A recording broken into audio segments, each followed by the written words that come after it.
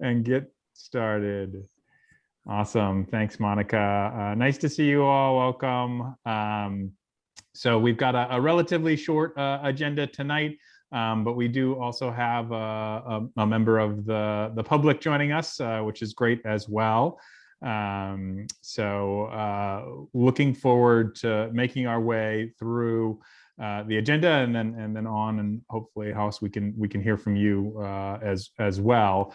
I have a quick warning though. I have actually an MRI appointment at 8:15 at the hospital tonight, so I'm going to have to drop off a little early. Hopefully we'll get through most of everything, but if not, I will turn things over to the able hands of Jane as vice chair to take us through the end. So just a quick heads up there. Just start with just approving the minutes. They all came through in your packet. Hopefully you received them. Is there any corrections, amendments? That okay, then we will consider those adopted from our February meeting, and then we can go on to reports from members. So Jane, I know you have one. Do you want to go first? Yeah, I got a whole list. All right, I finally put to writing the letter to the downtown council that we discussed right around the Christmas holiday celebration, and the wording was a product of what I wrote and then what Glenn responded to. I have not heard back from them, but I did send it. I have discussed, I don't know if this is a committee thing or a personal thing, but I have discussed doing a book group with Debbie about Debbie Irving and growing up white or waking up white, with Leslie, the director of the library, and I'm hoping, and she said there will be no cost to doing that, and they will buy books. So I'm going to bring that up in my committee, but I would like to do a book discussion on waking up white sometime in the fall, and it's going to either be 2 or 3 sessions because it's a complex book and gives people a lot to think about. And then my hope, if I can round up some money, is to get Debbie here by the beginning of December. To speak to people, answer questions, give her intro speech and do all that. So I've been working on that, and now I have revved up a whole bunch of potential granting agencies, and we'll see where that goes. And I think that's what I have to tell you. And so I've spent the morning researching grants. I'm discovering a whole new world. This is my own personal education. People give you money, and I think that's really nice. Now I have to figure out how to get it. I thought if we had money, we could really do a lot. And then I suddenly realized having money is a good idea. So we're working on it. The end. Great. Thank you, Jane. And thank you for all your hard work on all these different projects. I know you're doing a lot, and I did see the notes go out. So appreciate you sending those, and hopefully we'll hear back from Cynthia shortly on the letter to the downtown partnership. Okay, other members with reports, activities? Yeah, Katie, please. Myself and Sarah Dufresne were able to attend last week. Yep, it was last week. The Connecticut Pride Summit group meeting, which was kind of a network of towns who have in the past or are planning for the year ahead to be doing some Pride celebrations. So we were able to connect with some folks across Connecticut, which is really good, and kind of get some cool ideas and kind of have some additional connections for reaching out for resources. And they did a really nice job having a speaker, and I forget his name, but a speaker coming in from the church sector, I guess, if we're talking about like systems, to talk about how meaningful and important it is for our LGBTQIA+ youth to be affirmed and not just tolerated in their places of worship, and kind of creating that visibility as a really important option for youth to consider when they're finding where they fit in the world. And they had some really great ideas. And they also had a speaker talking about making sure how Pride can be accessible for all abilities and ways to make those accommodations, and some resources that they shared with us and kind of how to consult in that realm. So it was really great to kind of get together with folks who are in the midst of the planning and to learn from the good and the challenges. Great. Thank you, Katie. That's great to hear. Can I heard, I forget where I was the other day, but that for Mansfield's Pride Day is now calendared for the 10th of June. Is that right? Okay. Do you want to say anything about what you've got planned there, or, just so that the folks here are informed? And we're thinking about Juneteenth as the kind of next weekend. And so just anything you can give us on that.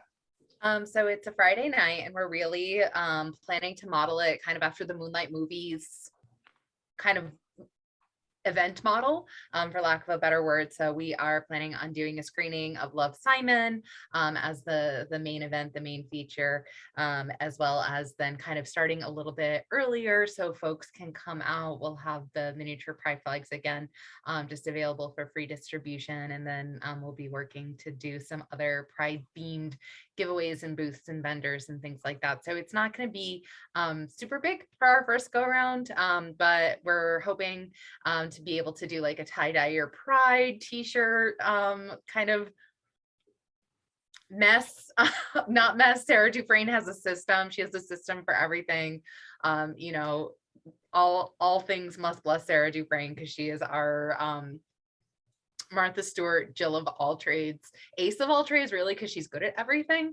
So we'll be doing that. We are anticipating having the Yukon Dairy Bar ice cream truck there with some special Pride ice cream for folks to snack on, and kind of looking at other things to give away. We're hoping to be able to find someone to come perform and do a drag queen story hour, and to do some book giveaways for our kids' books that are affirming on all things rainbow, gender, sexual orientation, all that really good stuff. So we're hoping to really just make it kind of a fun family event that everyone in town feels comfortable coming to be there as an ally, to be there as a member of the LGBTQIA+ community, to be there as a parent of an LGBTQIA+ youth, and to really kind of make it an all ages fun thing. Our My Pride group is really excited about it. They're starting to come up with maybe some trivia questions. We did some painting on Monday. Yep, we did some painting on Monday. I cleaned it up on Tuesday. And they are finalizing their designs for the pronoun pins that they're designing this year as part of the club, that they want to have like their own area to give them away and be able to like talk to people about pronoun pins and things like that. So we're really excited. I was hoping Amy would be on tonight so her and I could like scheme a time to connect, but I'll shoot her an email to kind of see where the GSA wants to come in and connect, and anything like that folks want to do. So if the Human Rights Commission would like to be there, we can always use the support in kind of tabling a few different things. We have a few local like resources that we want to reach out to also be there, to kind of have information and to kind of show our LGBTQIA+ community where those specific resources are. So we're not anticipating it to be on par with Middletown, but we are excited to have been able to learn from Middletown because they were at the Pride Summit. So. Good. Hey, Yeah. I'm sorry, I missed the beginning of it. When and where is the event? So it'll be Friday night, June 10th, right at the downtown square. So it'll be very similar to kind of the Moonlight movies setup. Okay, if I can make it, I'll be there. That'd be awesome. Thank you. Yeah, and I think generally the Human Rights Commission would love to have a presence there, and so you just let us know how we can be helpful, and you can count on us. So great. I might sign you up for like giving away stickers or temporary tattoos or any other type of random giveaways that are rainbow colored, frankly. Great, we can handle it. All right. Other member reports, Heather? I have a couple things. I was helping with some legislation, provided some testimony on behalf of myself, not representing, anybody in particular, for the budget for nonprofits in Connecticut, especially related to mental health services. So I helped hopefully get some word out about the importance of continuing to fund nonprofits that support people who have mental health issues. And right before this meeting, I was on another call with our Connecticut chapter of AWON, which is the Association of Women's Health Women's Health Obstetric Neonatal Nurses. And because my clinical background is psych and women's health, and my research is mostly psych and women's health, I'm on that committee, and I'm the legislative coordinator for them. And I'm going to be attending A1 on the Hill at the end of this month. And we are planning our spring conference. And the topic of our spring conference is going to be, I don't know the exact title yet, but it's essentially helping healthcare providers understand and provide the best care to LGBTQIA questioning people, who are seeking healthcare. Specifically, women's healthcare, because that's who we are, but we're not, we've got somebody coming to speak. He's a transgender male, and he's going to speak about, his healthcare experiences in general. So I think it's pretty exciting, and I'm actually really, really looking forward to that conference and to helping healthcare providers understand the needs a little bit better. Great. Thank you, Heather. Thank you for doing that.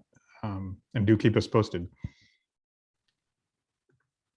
Any other member reports?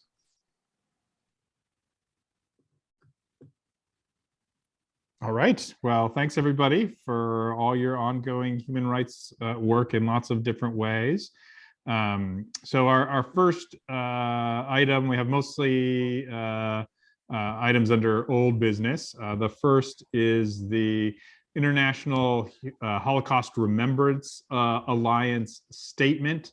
You'll remember that last meeting, Jay Tulin from the Farmington Human Relations Commission came to talk about the resolution on anti-Semitism that the IHRA has been recommending be adopted, and there's a number of towns around the state that have done so. In our packet, you'll see the model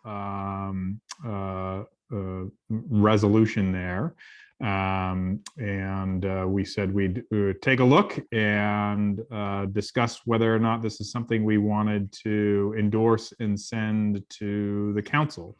So, I think that the context of this is the rising and pervasive instances of anti-Semitism, particularly within the United States. I think it's pretty clear from ADL and other groups that track hate crimes that anti-Semitism is indeed on the rise.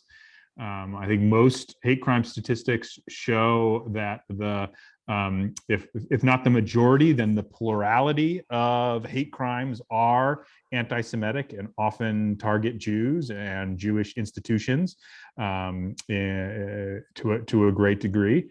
And then I think we, are also aware of the international context of anti-Semitism. So So yeah, open this one up for conversation, discussion, additional thoughts.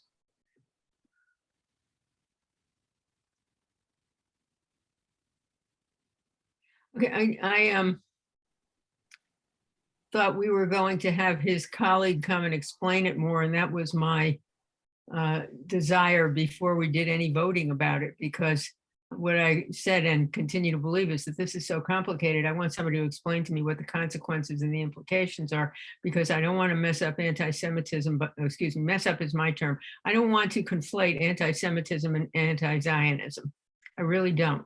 And there are some people that say it's unavoidable, and I don't know if it is or it isn't, but I need somebody well-informed to explain all that to me before I say anything, because I've been very quiet about this, which is unusual for me, because it is so complicated and I am so unfamiliar with the complexity of it all. So I would move that we see if we can get that other woman who, Myra, I think is her name, to come to the next meeting so that we can have that conversation. And I'm open to anybody else who wants to say anything about what you have in your packet. That's just my concern. Glenn, I have glanced at it, I mean, quickly skimmed it. And I mean, I think it's important. And I don't think that probably anybody on this committee would, oppose the idea of, supporting something like this, especially, because there is so much problem right now, but gosh, forever. I am just wondering though, I mean, I think it's needed. I just want to say that I think it's necessary that we do something, but I'm wondering if, gosh, see, I don't know, I just wonder if instead of talking specifically about anti-Semitism, the town wants to instead issue a proclamation that,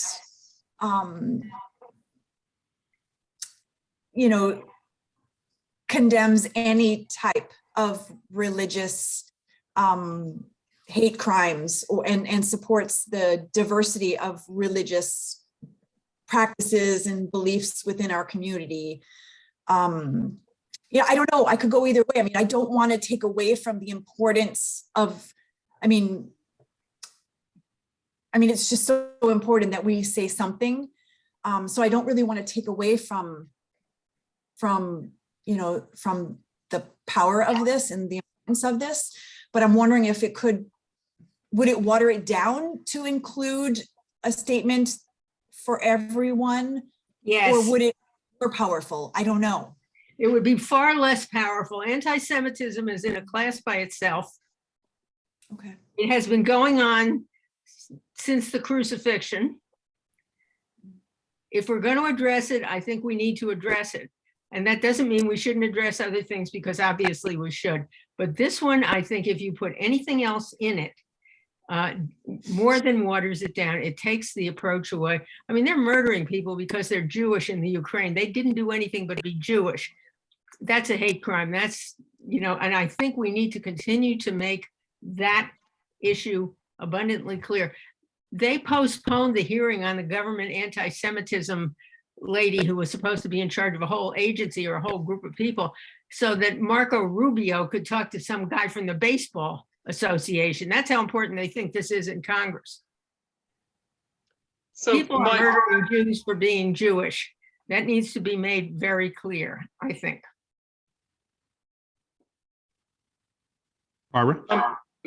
I agree with Jane here. I think that it's okay if we want to have two statements, one of them being about anti-Semitism and the other one about being freedom of religion or non-persecution. I have read over this resolution and I'm not sure what your why we don't just approve it, but there's something in there, Jane, about anti-Zionism or something that I don't see. There's nothing, I don't remember if there's anything in there on anti-Zionism. I just said, I want to make sure that I understand that those two things aren't being conflated. But if you don't think they are, then I will be very happy to vote for this, but I don't want to just vote for it. I want it to mean something. Well, So I think, I think that this particular resolution, it not only obviously condemns anti-Semitism, which I think is something we would heartily agree with. The piece that's controversial about it, and in some circles has raised some of the issues that Jane is grappling with, is that it provides a very specific definition of anti-Semitism that attempts to walk this line with noting that criticisms of Israel often are anti-Semitic, but that not all criticisms of Israel are anti-Semitic. And so it takes it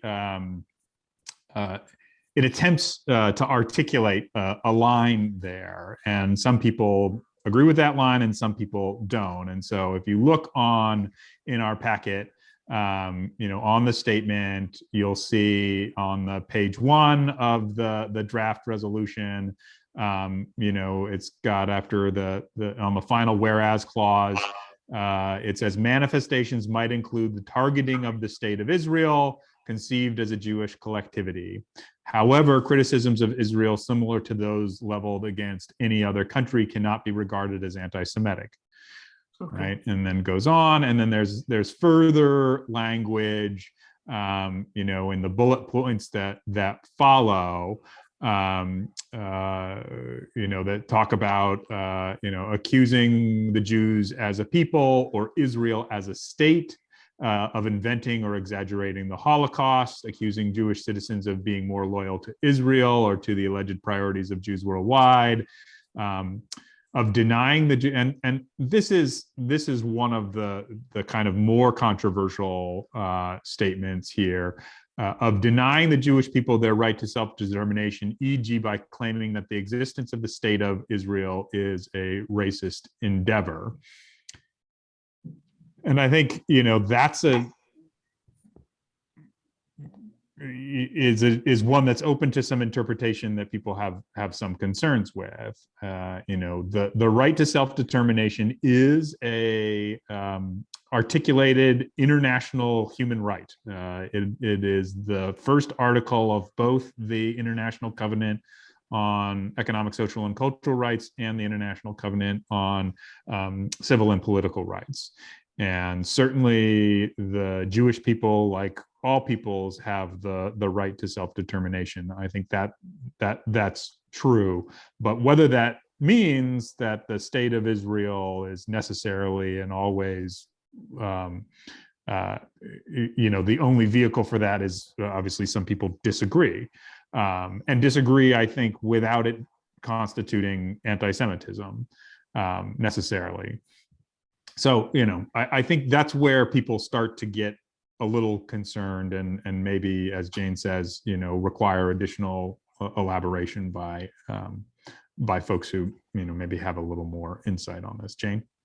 Yeah, I was going to say, given that this complexity is in the document and we're not going to change the document, and my concerns are my personal concerns, I would be happy to abstain from this vote if everybody else wanted to vote in favor of it. Then they'll all accuse me of being anti-Semitic, and then we'll deal with that. But these are my concerns. They're not the commission's concerns. So I am more than happy, if everybody else is comfortable with this, to just go ahead and do it. Jane, I actually agree with you on this point. I think we should bring in someone to further explain this, especially since we already kind of seem to not be fully understanding it as is. So, thank you. Okay, I can agree with that. Yeah. And I'll echo that. I think we had that conversation of we wanted to make sure we got it right. And, certainly this group seems like a group that is doing a lot of work with a lot of towns in Connecticut. So I suspect they are doing lots of things right, and it might be all right. But kind of making sure that we are being thoughtful and not just kind of ignoring some of the hard things about those questions and really looking at them. And then I think to Heather's point is, you know, maybe the way that we as a commission respond to the need to highlight that hate crimes based on religion, based on culture, based on ethnicity are also things that we want to take a stand against. Maybe we are then in a position to seek out other groups that are putting together similar documents, who are experts similarly to like the International Holocaust Remembrance Alliance in their own kind of specific protected individuals. And maybe instead of us creating a global statement, that we adopt a lot of really specific statements from experts with lived experience. You know, with this document, we don't have to adopt it word for word, correct? Of course not. Yeah, no, we're obviously at liberty to devise, to draft any statement that we would like to recommend. Yeah, I think it's important, and I agree that we should have someone kind of explain some stuff to us. But I think that, you know, if we can use, you know, the majority of it, and perhaps, you know, depending on what we learn, because I don't really know a whole lot of those intricacies, you know, maybe we edit a tiny bit or whatever, but I would hate to do it too much, because it seems like it's created by people who know what they're doing. Right, and it is this definition is one that is quasi-official in that the International Holocaust Remembrance Association has developed it. You know, one of the things we could do, or I could do, so in sitting a few doors down from me in the Dodd Center is the director for the Center for Judaic Studies and Contemporary Jewish Life, Avi Pot, who is right now teaching the pop-up course on anti-Semitism with about 1,200 students in it at the University of Connecticut.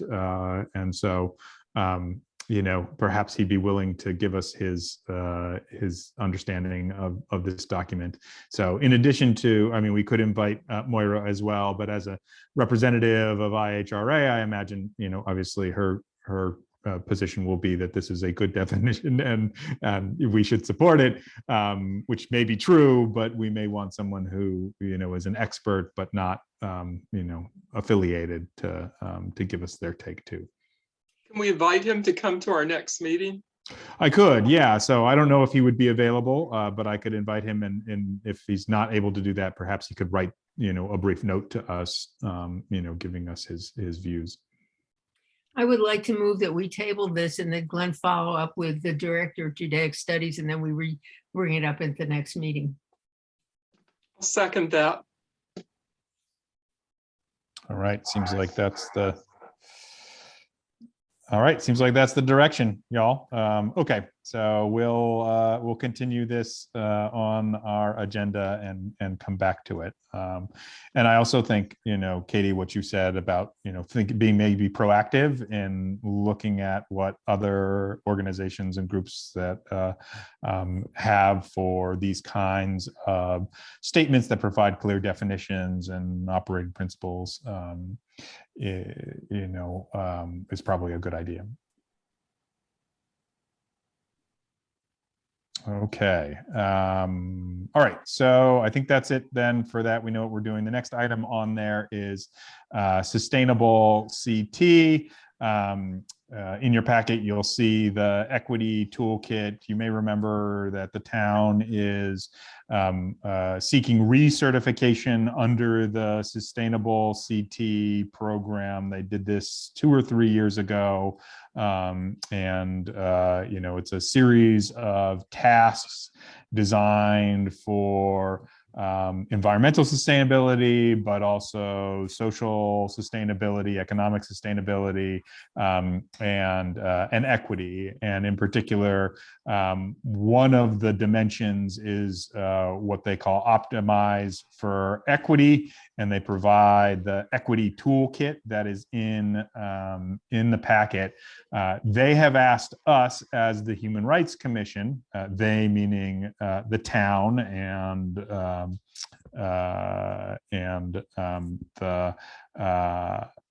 the Yukon intern who is, and I'm forgetting his name, Monica, but who is helping to oversee this, for our help with applying the equity toolkit. And if you look on the document, particularly on page 13, it gives you a kind of brief overview of the 5 steps for the equity toolkit. Some of which we've done in different ways, but really it's about bringing a diverse and representative group of individuals into the conversation of sustainable CT and to apply it to one of the particular dimensions in the overall sustainable CT action item packet. So, I think the question here is,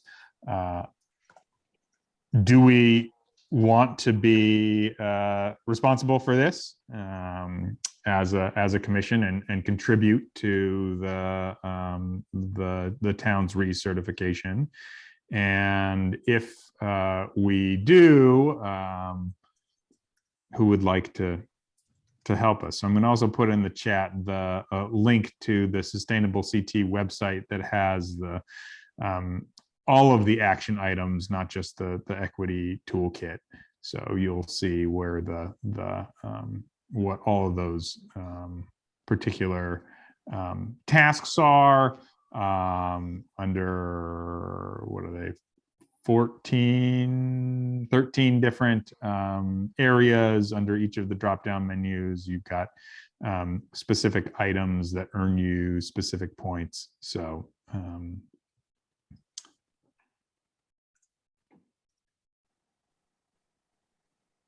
is that survey that we did useful for this? I think it might be.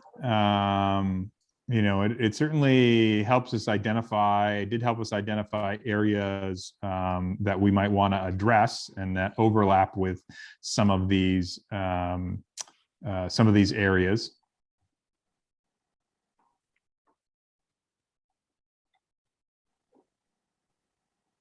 I have a concern as I look at the number of people who are on this screen. This is very important, but we don't have enough people to do any more than we're already doing, as far as I can tell, without exploiting somebody, and those somebodies would be students. This is an overall meeting, and we only have 1, 2, 3, 4 regular members. So I just urge all of us who like to help people to remember there's a limit to how much you can help everybody before you die. So I think we either need, if we want to take this on, we also need to talk about expanding the size of the commission or something, because that's big, what you just talked about. Well, and again, we wouldn't be running the whole sustainable CT recertification. And my hope is we would identify something we were already doing and simply align it with one of these actions. So as Barbara said, the survey might be an opportunity to do that, both the existing survey and if we decided we wanted to field another one this year, which we had talked about. And I think, things like your speaker program, Jane, could fit into this.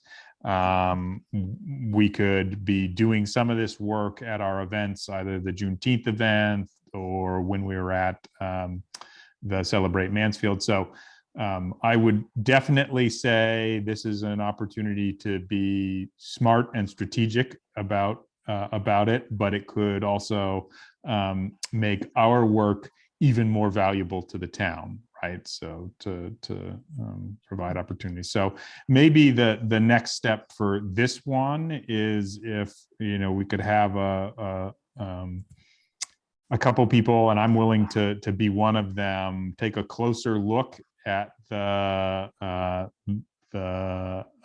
sustainable CT actions overall, and see if we can identify one or two that we're already working on and simply align that.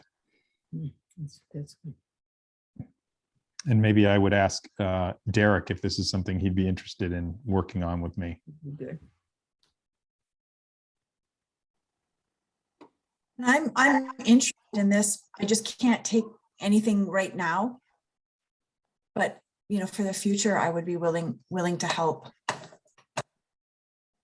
Okay. And Derek, was that a yes or a maybe also? Yes, I would. Okay. Great. Anyone else?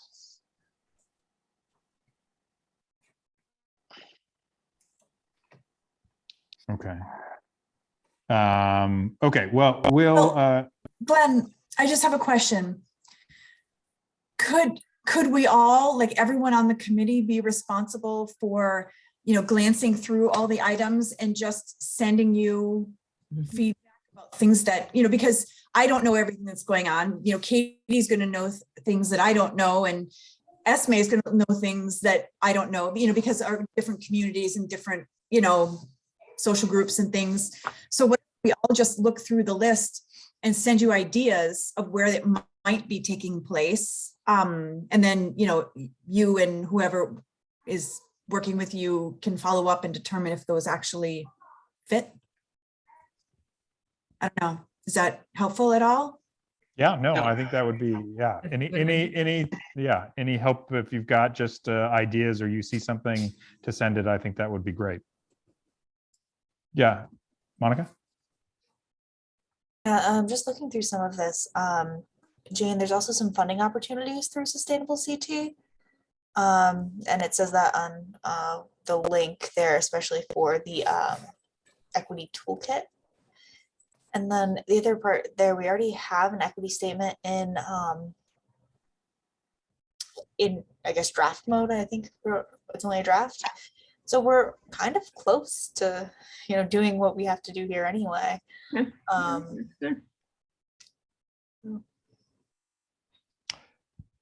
Yeah, I do think, you know, it's a little, right, just looking at it now, there's these 13 items, the toolkit is, you know, 23 pages long, and so it might feel like a lot, but I think that's probably not if we take the time to identify really where we're already at, and we'll be able to get there. So why don't we can plan that at the next meeting, we'll propose a couple of things, but Katie, yeah. I'm just trying to find the 13 points in the packet, or is it on the web? Sorry, yeah, it's on the website. If you go to the link that I showed, there's the list of the 13 actions, and then under each one is a drop-down menu of the sub tasks within the action.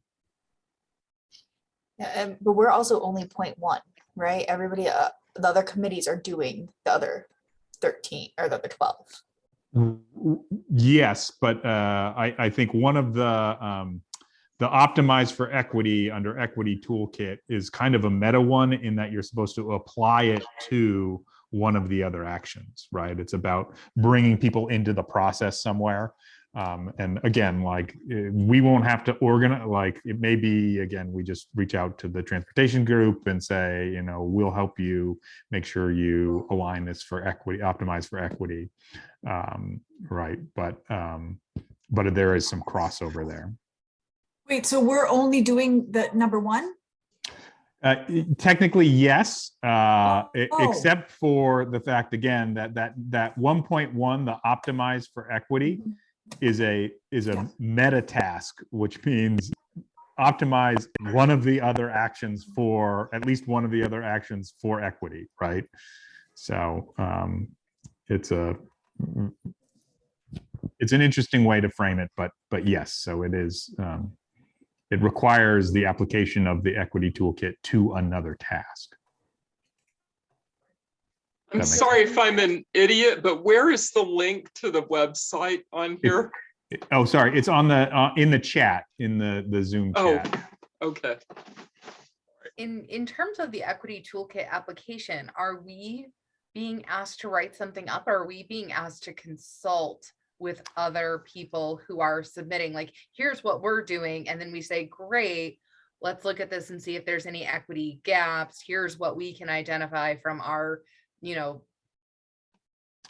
squares of expertise. I think it's more, it's less of a kind of audit of other people's plans than to be in from the beginning in their plan. So I suppose they could reach out to us, but we may also decide, again, this is where maybe the survey comes in. We may decide that that survey helped us identify particular areas of concern that we think it would be beneficial specifically to have the equity toolkit applied to. But it could work either way. Right. So if you see under the equity toolkit, it really is about a consultative process and bringing a diverse range of people into the positions of decision making. And so that is, I think, where we as a committee are particularly, perhaps helpful.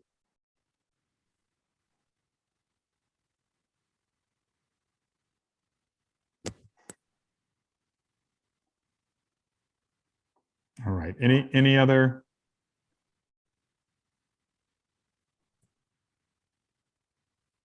So I'll circle back with Thomas, who's the intern. But in the meantime, if folks want to take a look at these 13 items and their sub items, and if there's anything that jumps out at you, send me a note. And then at our next meeting, we'll have a kind of clearer plan about how we're going to address the toolkit specifically, but then the other two items under optimized or inclusive and equitable community impacts. Okay. Okay. Budget request is somewhat quick. Because I've submitted it, but have not heard back yet from Ryan. So, Jane, I know you sent me your request. I got it, unfortunately, a day after I sent Ryan the request because he was asking me about it. But I put in enough there. So the overall request was $4,000 for our work, and so I think it covers most of what you were asking for. So we'll when we hear back, I'll let you know, and we can hopefully have some initial resources, and then you can go out and find more, Jane, with all you're learning about how to apply for grants. So.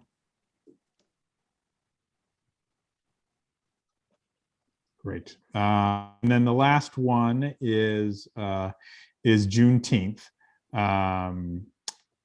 So this was on our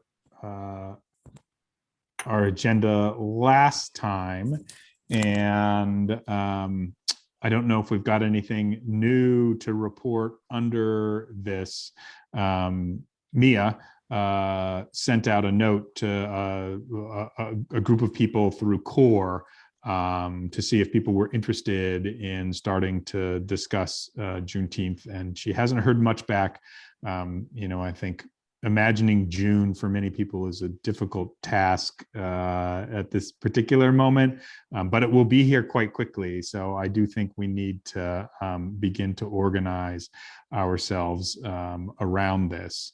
In addition to Pride Day on the 10th, I believe there is going to be another activity on Sunday at the Stores Congregational Church, which is a what's it called? It's essentially a welcoming weekend that's got a photo exhibit of immigrants and asylum seekers and refugees in different communities, has a storytelling component, and is design. This was something that was discussed actually in the winter of 2019, but then got delayed and deferred because of the pandemic, but they've rebooted it. So I believe that's going to be happening that Saturday or Sunday. And then Juneteenth is the following Sunday, on the 19th. So between Pride Day on the 10th and Juneteenth on the 19th, there's a kind of theme of inclusivity, welcoming, affirming, opening, being open and honoring the diversity of Mansfield, which I think is really nice over the course of those, 8 or 9 days. So I would just say maybe we can coordinate something around those and that theme. And I'm going to have to get off here in just about a couple of minutes. So pretty soon just handing it over to Jane, but go ahead, Katie. I was just going to say, in looking at that calendar in terms of dates, I know that it did get added to at least one of the union contracts that Juneteenth was going to be a day off. So knowing that it falls this year on a Sunday, that town hall would be closed on the 20th, but potentially the 17th, you would have a lot of staff available working a typical Friday, and then you're also being able to mark the holiday prior to the holiday itself without infringing on anybody's intentional celebration with family and community. Great. That's great. That's great to know. I think that's a really good idea.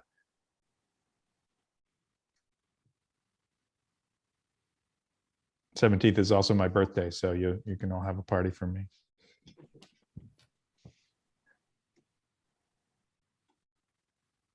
All right. I think maybe what we want to do, and maybe this goes then, we send this to the Communications and Outreach Subcommittee and ask them to take on the planning, or at least, get some initial ideas going, and then to bring it back to the full commission at the next meeting, so that we can get moving on the planning, since it's 3 months away. Before you leave, Glenn, I just have one question. Was this commission appointed with a termination date or a designated term of service, or we were just appointed and that was the end of it? Yeah, it's like the Supreme Court. You're all here for Your life. Okay, so, that's all I wanted. I just wanted to. No, Monica can give you we chatted a little bit about this, so I think Monica can give you the update. I know it's the next item on the new business, so I'm going to turn it over to you all, and it's perfect timing because you get to keep a quorum because Amy's now here, and so when I sign off, you get to stick around. Hi, Amy. Bye, Amy. I'll see you all later. Who wants to tell Amy about all the jobs we assigned to her when she wasn't here? The busiest person gets the most work. We know that. Okay, Amy, Glenn had to go have somebody look at his probably broken bone in his foot, I think. So anyway, he just went to have an MRI or one of those. And we are on new business committee appointment process. And I just asked him if we had a designated term as a collective, and he said no. So, and we don't have an appointment for replacing people, and we have had a resignation. And we also have a person who has only attended one meeting. So I want you to consider that. Also, in the town charge to us, this committee is supposed to represent all the communities who are marginalized, et cetera, and we're not doing a real hot job with that. So I would like to hear what people think. The way we were appointed, we went and got interviewed Oh, Monica, what do you want to say? Go ahead. I'm sorry, I can discuss the committee appointment process if you'd like. That's I do have, wonderful. Why don't you do that? okay, so first of all, you do all have end dates. Those dates We do. are I have it here, it's the July 1st of 2023, Okay. for everybody who is here. Now, what happens in Mansfield is you are continuously serving until you resign, essentially. You get reappointed by the Committee on Committees as long as you want to continue to serve and the chair approves. So we do not have a term limit based on the charge, which might be revisited at some point. But that's, we don't have any written statement for that. Now, for someone to get reappointed or appointed to Karen's spot, they would need to fill out the application online, right under the boards and committees page, just like you all did. They would then be interviewed by the Committee on Committees and then recommended for appointment. The town council then appoints them, and then I send out a letter saying, congratulations, welcome. Okay, thank you. I remember we did that and I didn't remember it well enough. So thank you very much. So how are we going to make public the fact that we have 1 and possibly 2 vacancies? What do we do for that? So first, Margaret has a meeting tomorrow night with it's a Citizens Academy, I think is what it's called. And that is it's on their agenda for the night. So at least it'll get out that way. The other thing is Margaret might be able to push it out, and that would be probably the best way. If any of you have someone who you think would be a great person to fill the spot, that's also a way to do it. Yeah, okay. I am extremely concerned about the fact that this is slightly off-white, but mostly white committee to help the people who are marginalized, and that simply is not what the charge says. So please talk to your friends. I invited the Reverend to come tonight, Hollis, because I wanted him to hear what we were doing and find out if he was interested. We have plenty of highly qualified people of color and people from marginalized communities in this town. So as I said, we have 1, possibly 2 vacancies. We now know what the process is, and would like to expedite this as quickly as we can so that when we do Juneteenth, it's not a bunch of white people planning Juneteenth.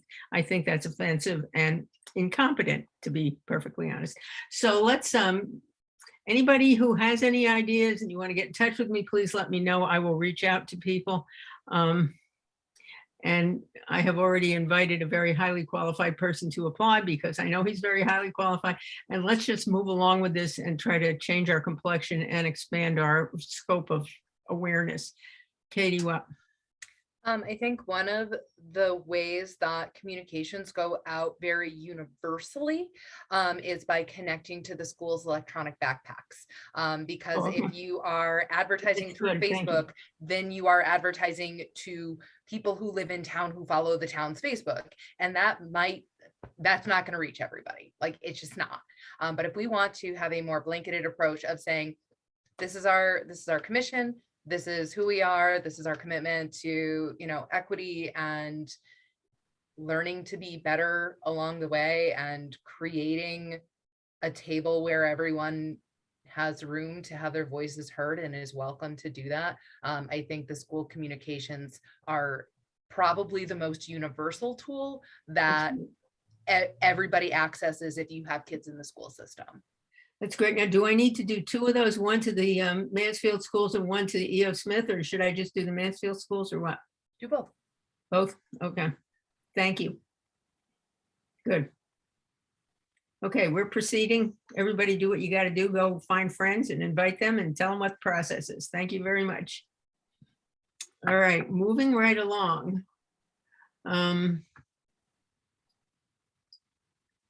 What is communications? It's if there's anyone who sent us anything. We just keep it on the agenda. Okay, has anybody sent us anything? No. Thank you. Okay, moving right along again. Town Charge Subcommittee, have you anything to report? No, the last meeting we had was canceled. All So right. no new updates. Thanks, Jane. Okay, you're quite welcome. I think we're going to get two of those. Communications and outreach. I think our chair just resigned. Is there anything from the communications and outreach subcommittee? Barbara says no, I say no, and I think, Esme, you have anything to say? The last meeting, I believe there weren't enough people for a quorum, so. Right, this is not good, man. We got to get these people revved up. Okay, that doesn't go in the official notes. Thank you very much. All right, we have come to the last item. I think you should have a good time when you come to these meetings. The last item on the agenda is opportunity for public comment. So Hollis, have you anything you would like to share with us from your point of view? After witnessing the meeting, it's clear to me that the commission is responsible for a bunch of stuff. I'm a person who is pretty specific. So when I listened intently to all of the different responsibilities of the commission, it occurred to me that perhaps we needed a little more detail and full understanding of. I know that the commission has done work. That's not my critique. The point that I'm making after listening intently with a good ear is that while the work has been done, it does not seem to me as a person who is witnessing the group to be sharp enough. And what I mean by that is if I asked someone from our town what the Human Rights Commission does, or they asked me, it would be difficult for me after listening to this meeting to fully articulate what you're doing. That's not a critique of the work. It's just, if you want to get proper messaging and you want to get community participation, you got to be able to do what I was always taught, an elevator speech. If you can't say it in 2 minutes, it doesn't need to be said. That's just, after having over 40 years of communication expertise and political work, it seems to me that there are multiple different missions going on, and that, again, if I ask somebody on the street of Mansfield, what does the Human Rights Commission do? Based upon what I've heard, a lot of folks would look back at me with blank faces. That doesn't mean that I don't have respect for the charge.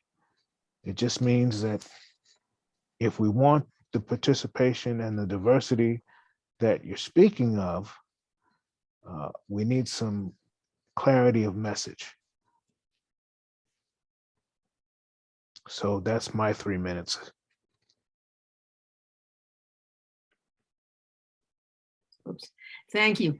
So I gather that you have a long history of career in communication and clarifying such messages. You have done that a lot. Oh, yes, I've done it on a,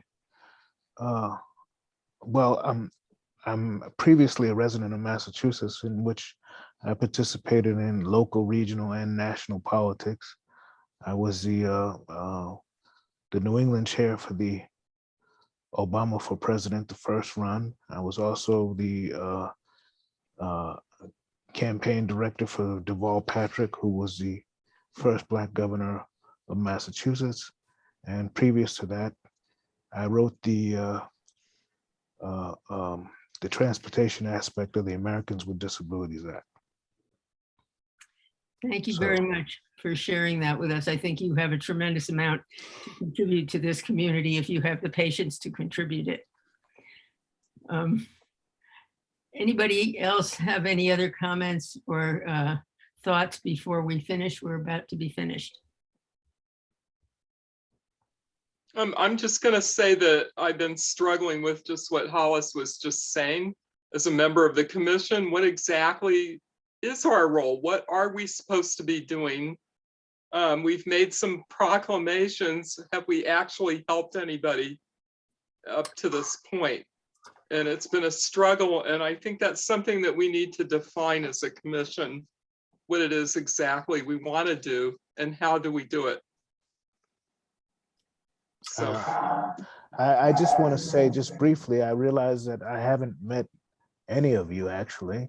And so I don't want my curtness and honesty in a pastoral role to be offensive to anybody. So I apologize, but I've always been a straight shooter. And so. Thank you very much. We need straight shooters, and I don't think, you haven't offended me, but that's difficult to do. Other people will have to speak for themselves. But I appreciate your perceptions and understanding what your experience is. We're not exactly doing this the appropriate way, but I don't care. Does anybody have any other questions for Reverend Cotton or want to say anything else about our meeting as we have just experienced it?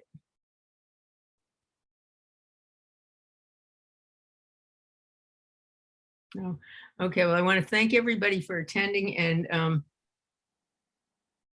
that's all I want to do is just thank you for attending. This is a hard time of night. So enjoy the rest of the evening. Thank you very much, everybody.